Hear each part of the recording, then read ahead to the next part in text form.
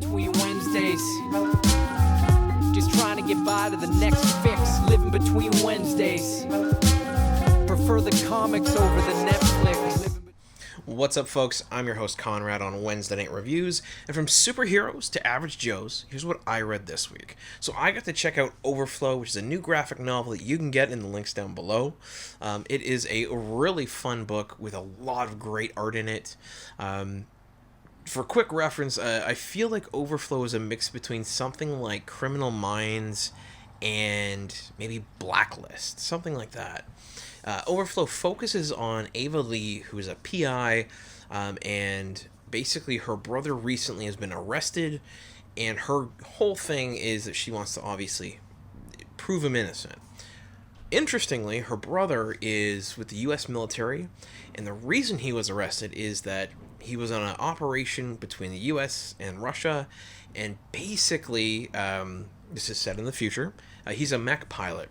So he's, driving his huge mech with all sorts of weapons on it, doing his thing, nothing's going wrong, mission's going great.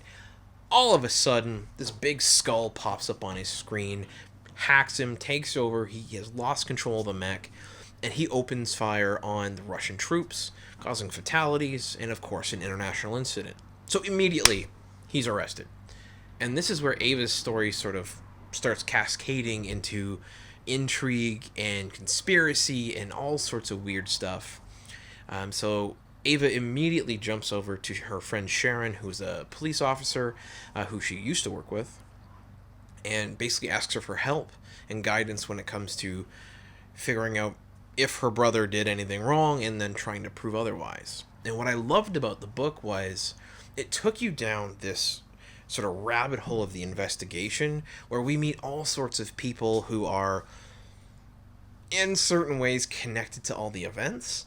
And you really get to see a whole bunch of sides and understand the chain of events that led up to the hacking of the mech and obviously the arrest of her brother. One thing I absolutely love about the art is the color. So the creator, Winston Gambro, did a amazing job at illustrating his graphic novel. So every page basically, sometimes it's down to panel, but mostly every page has like a dominant color. When we first open the book, we see Ava investigating a random dude who may or may not be cheating on his wife, and the whole thing is shot in purple. And I've taken purple to mean, low level of danger, we're doing some digging and investigating, stuff like that. And as you go on, you hit pages that are red when it's danger, yellow, greens and blues, and all sorts of colors. But what I loved is, within that sort of coding, which allows you to understand, this is roughly what's happening, here's the mood it sets for you, the additional colors that are in the pages themselves end up popping better. So it might be a whole bunch of purple everywhere, but then when someone's phone goes on and you can see the blue light from the phone, or when everything is red and a big yellow sign comes up, all of a sudden that extra bit of pop really sits there and it draws your eye. The other thing I dug, and maybe our younger viewers won't be able to catch this, in the opening pages, as you can see here, that first scene I was talking about, it looks like you're watching it through a monitor. So the panels themselves have this sort of hazy, staticky look, and every once in a while you see like a little wave in the vision, basically. And if you were to go and fire up a monitor for a computer that's more than 15 years old, you'll see what I'm talking about.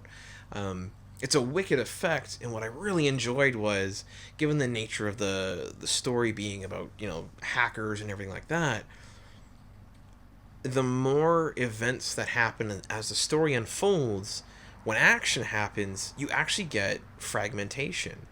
So it's very subtle, and it happens in the first couple pages where there's a little fragmentation visually, some colors distort, and as things go on and more action happens, this effect gets stronger and stronger, and it really does a great job of thematically tying it in, giving you a warning when something's happening, as well as representing the danger without like that classic bam, pow, boom stuff.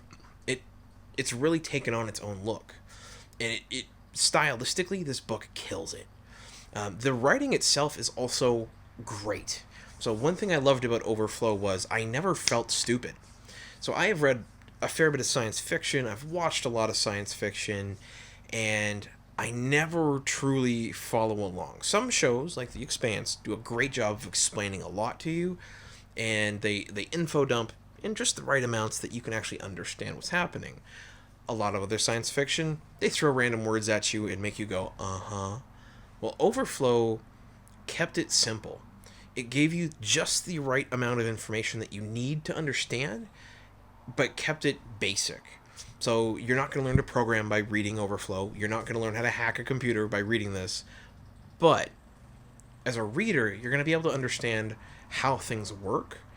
And that goes a long way to making the rest of the book where, we have this interesting criminal investigation and all this plot that unfolds be fluid and not get bogged down by technical talk. So overall, folks, absolutely, Overflow by Winston Gambro. You gotta check it out. Links down below of where you can get it. Absolutely, as well, at all times, go check out your local comic book shops. If you're in the Toronto area, I always recommend Silver Snail for your daily issues, or Sidekick Comics in Leslieville for graphic novels and a great cup of coffee. If you're in the Niagara area, you gotta hit up Sketchbook Comics. That's my home away from home where I get comics personally. So thanks for tuning in to Wednesday Night Reviews. Click subscribe, like, and hit the bell for notifications when new videos come out, and I hope you have a great rest of your day. Golden age to present, digest to oversize. Never miss new comic day, yeah, no surprise. So where's my no prize? Check the letter columns, can't find issue 2? Yeah, collector problems, cliffhangers, mysteries, you need answers. When did Batman become Green Lantern? I get it, true believer, not lying. Always up for an awesome summer crossover tie-in.